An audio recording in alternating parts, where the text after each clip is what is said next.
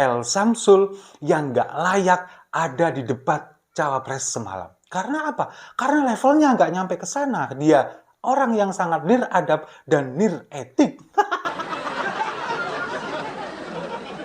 Kalau kita melihat debat semalam dan kita semuanya sepakat bahwa apa yang dilakukan oleh Gibran alias El Samsul ini adalah mempertontonkan atau mempertunjukkan seorang anak muda yang tidak punya adab dan tidak punya etika.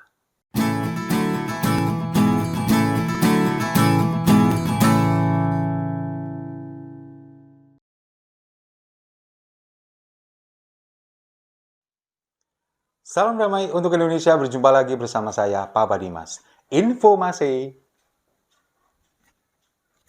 Lagi nyariin adab dan etika, nggak nemu.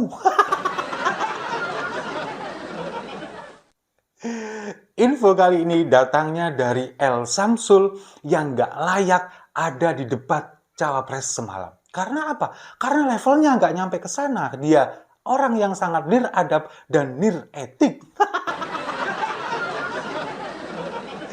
Kalau kita melihat debat semalam dan kita semuanya sepakat bahwa apa yang dilakukan oleh Gibran alias El Samsul ini adalah mempertontonkan atau mempertunjukkan seorang anak muda yang tidak punya adab dan tidak punya etika.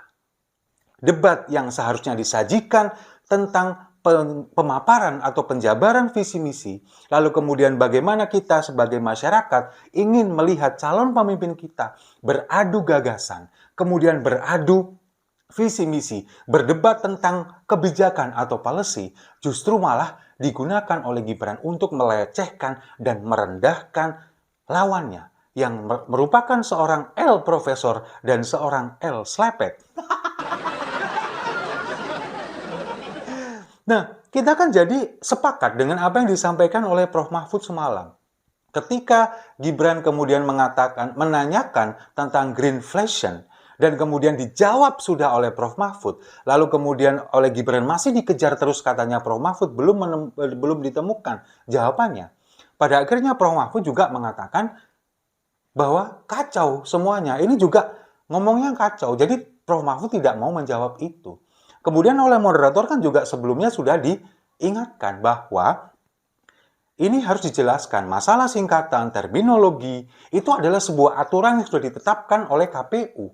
Ketika di debat yang kedua, beberapa waktu yang lalu, bulan yang lalu, Gibran kan juga melakukan hal yang sama. Kemudian itu dievaluasi oleh KPU dan sekarang harus diterapkan.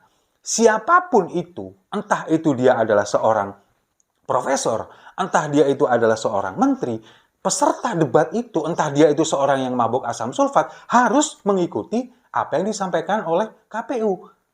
Peraturan yang sudah ditetapkan oleh KPU ketika ada singkatan atau terminologi, ketika mau menanyakan itu harus dijelaskan supaya yang ditanyakan ini paham. Nah, lagi-lagi El Samsul melakukan pelanggaran di sana. Makanya Profesor Mahfud kemudian menolak untuk menjawab itu. Karena apa? Karena ini tidak layak ada di debat Cawapres. Ini levelnya bukan level debat Cawapres. Hanya ingin mengejar tentang terminologi. Lalu kemudian kita juga sangat sepakat, terutama saya sangat sepakat dengan apa yang disampaikan oleh El Slepet, Gus Muhaimin. Ketika dia mengatakan bahwa ini adalah debat, bagaimana kita mengadu policy, bagaimana kita mengadu kebijakan, bagaimana kita mengadu visi misi, bukan acara cerdas cermat yang mengadu tentang penjabaran atau kemudian definisi tentang terminologi, istilah-istilah, bukan masalah tebakan-tebakan, singkatan-singkatan dari istilah-istilah yang tidak dipahami oleh semua orang. Itu dilakukan lagi oleh Gibran. Makanya ketika Gus Muhaimin mengatakan bahwa ini tidak seharusnya level Anda ada di sini, tidak seharusnya ini levelnya seperti ini. Saya sangat mendukung itu. Level seorang cawapres bukan lagi masalah tentang bagaimana menjelaskan tentang singkatan, bagaimana kemudian menjelaskan tentang arti sebuah istilah asing, bukan seperti itu. Kalau kita melihat bagaimana debat antara Profesor Mahfud dengan Gus Muhaimin, kita melihat mereka saling beradu gagasan. Tapi ketika lawannya kemudian memberikan pernyataan yang benar, lawannya ini kemudian juga sangat setuju. Artinya apa? Mereka saling mengisi. Ketika ada kekurangan mereka sanggah, lalu ketika ada sebuah kebenaran mereka mengakui itu. Tapi itu yang tidak dilakukan oleh El Samsul, tidak dilakukan oleh Gibran. Nah, akibat dari ini semua, mulai dari semalam hingga saat ini, sentimen negatif kepada Gibran itu sangat amat tinggi.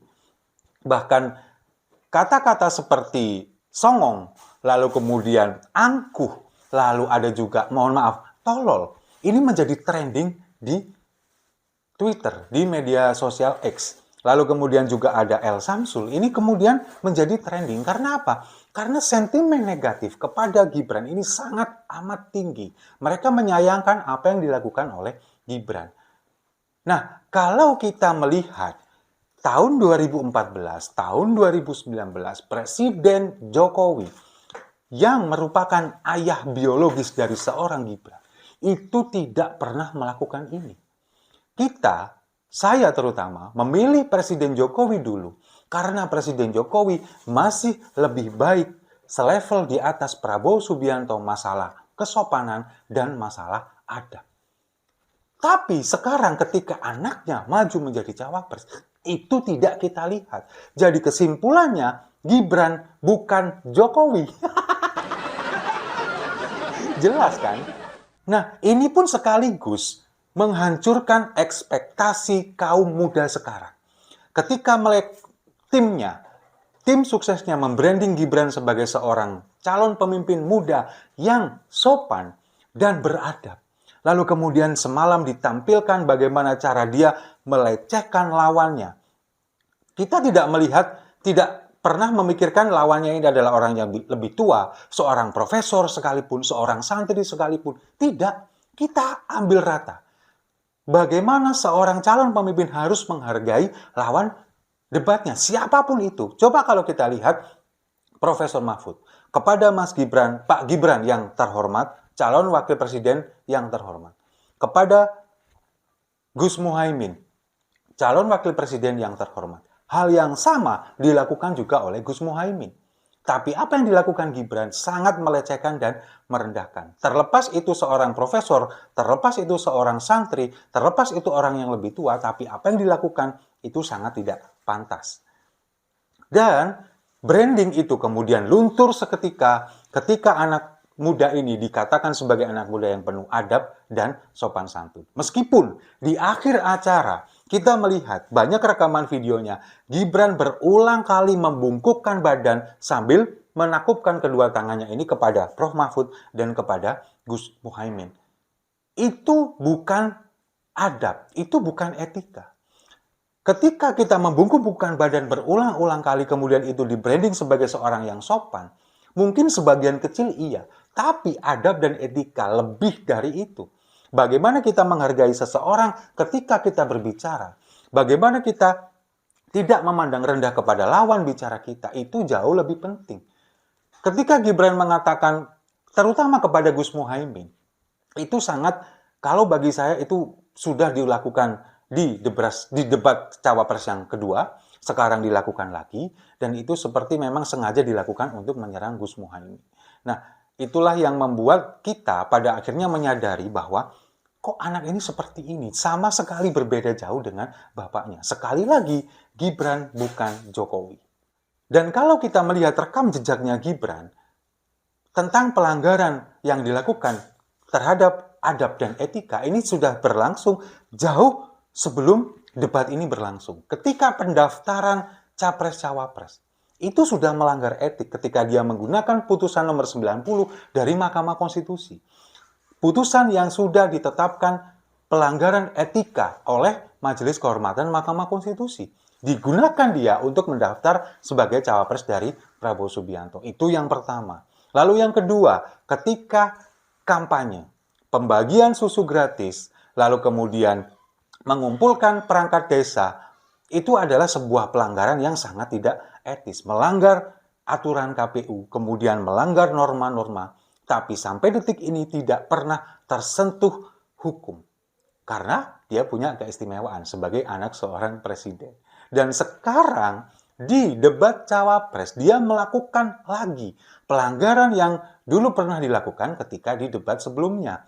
dia keluar dari podium, kemudian turun ke tengah, itu sudah merupakan sebuah pelanggaran. Lalu yang kedua, pelanggaran ketika dia menggunakan istilah asing dan juga istilah singkatan yang tidak dijelaskan, nunggu ditegur oleh moderator. Dan yang ketiga yang paling fatal adalah bagaimana dia tidak punya adab dan tidak punya etika ketika berhadapan dengan lawan debatnya. Siapapun itu, terlepas dia orang yang lebih tua, terlepas dia seorang profesor, terlepas dia seorang mantan santri.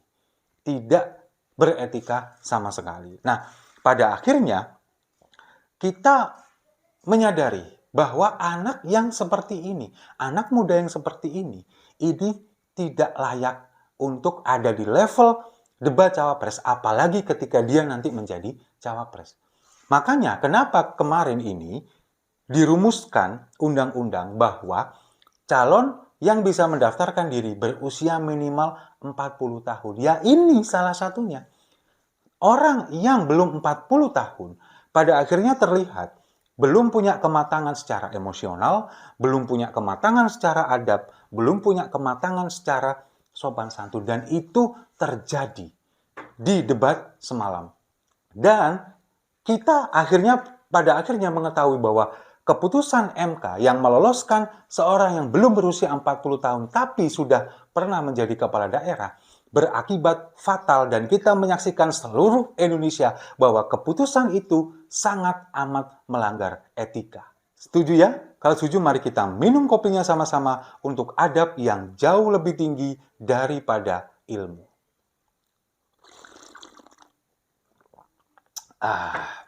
Saya rasa itu. Terima kasih sudah menyimak. Jangan lupa like, komen, dan subscribe. Sampai jumpa di video-video saya selanjutnya. SGIE, si Gibran hilang etik.